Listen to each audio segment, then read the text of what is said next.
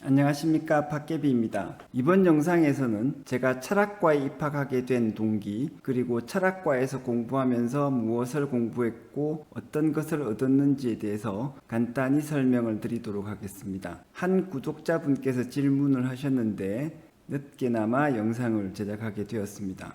사람이 어떤 행동했을 때 그 이유는 최소한 두 가지 정도로 나누어서 생각해 볼 수 있는 것 같습니다. 하나는 의식적인 그리고 단기적인 의도고요. 다른 하나는 좀 장기적이고 시간이 지나서 되돌아봤을 때 느끼게 되는 조금 무의식적인 이유가 있을 수 있겠습니다. 제가 철학과에 입학했던 단기적이고 의식적인 이유는 성적 때문이었습니다. 1988년도에 대학 생활을 시작을 했는데 그 당시에 대학을 진학을 할 때는 1지망, 2지망, 3지망이 있었습니다. 저는 1지망에 철학과를 쓰고 2지망에는 언어학과를 쓰고 3지망에는 법학과를 썼었거든요. 철학과를 쓰게 된 가장 중요한 이유는 성적 때문이었습니다. 그때 당시에는 대학교에 입학을 했을 때 그리고 졸업을 해서 대학 생활이나 그 경력을 가지고 취직을 하거나 했을 때 실질적으로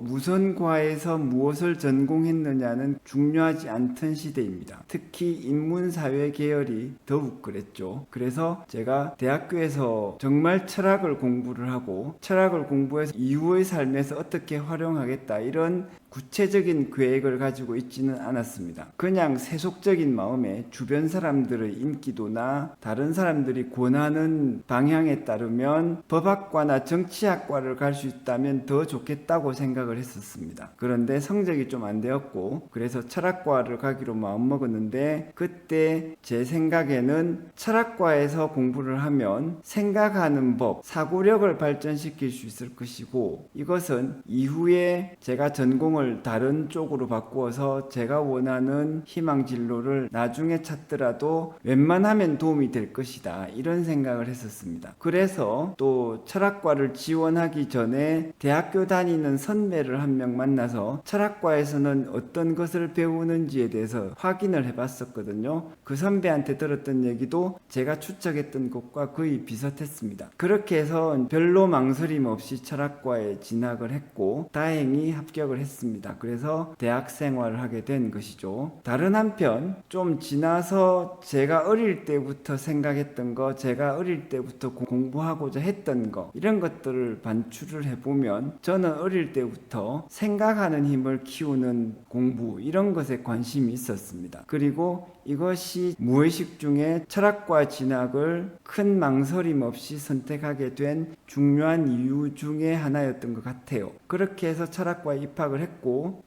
지금 입고 있는 이 옷이 대학 생활 때 입었던 그 옷입니다. 그 다음에 철학과에 입학을 해서 공부를 해보니 공부하는 그 내용 자체가 저희 관심사에 잘 맞았습니다. 특히 철학 교수님들의 성향, 강의, 그리고 교수님들이 제자들을 아껴주시는 그런 모습, 그 다음에 평소에 철학과 교수님들이 보여주는 인간적인 모습들 이런 것들에 개인적으로 좀 많이 감명을 받고 철학과 교수님들을 제가 상당히 좀 존경을 했었죠. 그래서 철학 공부를 즐겨하게 되었고 이후에 제가 관심 분야를 찾아서 대학생 때 혼자서 공부를 하는 과정에서 철학 공부의 필요성을 좀 많이 느꼈습니다.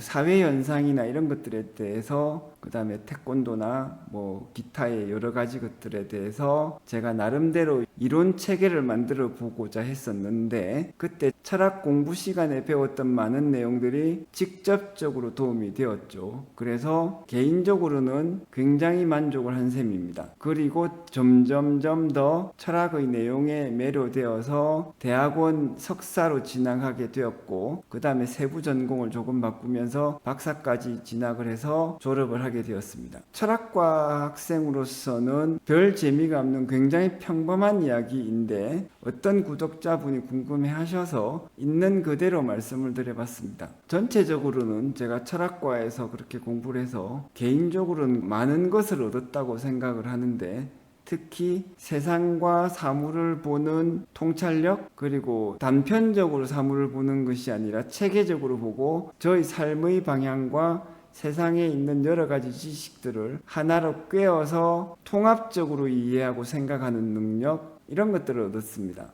그리고 그런 부분에 대해서 개인적으로는 이것이 직접적으로 금전적인 이익으로 이어지지는 않았지만 공부를 한다라면 이런 것을 공부해 볼 만하다라고 생각한다는 점에서 굉장히 만족을 하고 있습니다. 그리고 더불어서 다른 사람들에게도 그 사람이 철학을 공부하고 싶지 않더라도 무언가에 대해서 진지하게 공부를 하고 싶고 알고 싶다라고 하면 그 목적에 맞추어 봤을 때 철학 공부는 최소한 부분적으로 꼭 필요하다, 굉장히 권할 만하다고 생각을 합니다. 이 영상을 보는 다른 분들께서도 혹시나 철학에 대해서 관심 있고 철학 전공을 고민하고 계신다면 좀 가감 없이 너무 긍정적이지도 않고 너무 부정적이지도 않게 있는 그대로의 제 소감을 말씀드렸으니 참고하실 만하지 않을까 생각해 봅니다. 간단한 영상 시청해 주셔서 감사합니다.